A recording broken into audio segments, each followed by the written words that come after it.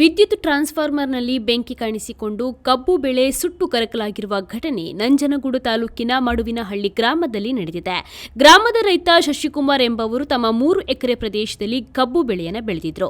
ಜಮೀನಿನ ಪಕ್ಕದಲ್ಲಿರುವ ವಿದ್ಯುತ್ ಟ್ರಾನ್ಸ್ಫಾರ್ಮರ್ನಲ್ಲಿ ಬೆಂಕಿ ಕಾಣಿಸಿಕೊಂಡು ಬೆಂಕಿ ಕಿಡಿ ಕಬ್ಬು ಬೆಳೆಗೆ ಬಿದ್ದಿದೆ. 3 ಎಕರೆ ಪ್ರದೇಶದಲ್ಲಿ ಬೆಳೆದಿದ್ದ ಕಬ್ಬು ಬೆಳೆ ಸುಟ್ಟು ಬೂದಿಯಾಗಿದೆ. ಸಾಲ ಸೋಲ ಮಾಡಿ ಕಬ್ಬು ಬೆಳೆಯನ್ನು ಬೆಳೆದಿದ್ದೆವು, ಆದರೆ ಕೈಗೆ ಬರುವಷ್ಟರಲ್ಲಿ ಬೆಂಕಿ ಬಿದ್ದು ಸಂಪೂರ್ಣವಾಗಿ ನಾಶವಾಗಿದೆ. ವಿಷಯ ತಿಳಿದು ಸ್ಥಳಕ್ಕೆ ಅಗ್ನಿಶಾಮಕ ದಳದ ಸಿಬ್ಬಂದಿ ಭೇಟಿ ನೀಡಿ ಬೆಂಕಿಯನ್ನು ನಂದಿಸಿದ್ದಾರೆ. ಹಗಲು ರಾತ್ರಿ ಎನ್ನದೆ ಕಾಡು ಪ್ರಾಣಿಗಳ ಕಾಟದ ನಡುವೆಯೂ ಬೆಳೆಯನ್ನು ರಕ್ಷಣೆ ಮಾಡಿದ್ದೆವು. ಟ್ರಾನ್ಸ್ಫಾರ್ಮರ್ನಲ್ಲಿ ಬೆಂಕಿ ಕಾಣಿಸಿಕೊಳ್ಳುತ್ತಿರುವ ಬಗ್ಗೆ ಸಾಕಷ್ಟು ಬಾರಿ ಚೆಸ್ಕಾಂ ಅಧಿಕಾರಿಗಳಿಗೆ ಮನವಿ ಮಾಡಿದ್ದೆವು, ಆದರೆ ಯಾವುದೇ ರೀತಿಯ ಪ್ರಯೋಜನವಾಗಿಲ್ಲ. ರೈತರಿಗೆ ಚೆಸ್ಕಾಂ ಸಿಬ್ಬಂದಿ ಸರಿಯಾಗಿ ಸ್ಪಂದಿಸುತ್ತಿಲ್ಲ. ಇವರ ಬೇಜವಾಬ್ದಾರಿಯಿಂದ ಈ ಅವಘಡ ಸಂಭವಿಸಿದೆ.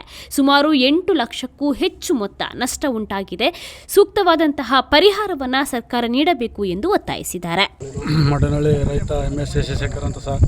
ಈ ನಮ್ಮ ಕಬ್ಬಿನ ತೋಟ 2 ಎಕರೆಯಿಂದ 3 ಎಕರೆ ಕಬ್ಬಿನ ತೋಟ TC ಕಿಡಿ ಪ್ರಾಬ್ಲಮ್ ಆಗಿ TCಯಿಂದ ಕಿಡಿ ಬಿದ್ದು 3 ಎಕರೆ ಕಬ್ಬಿನ ತೋಟ ಬೆಂದೋಗಿದೆ.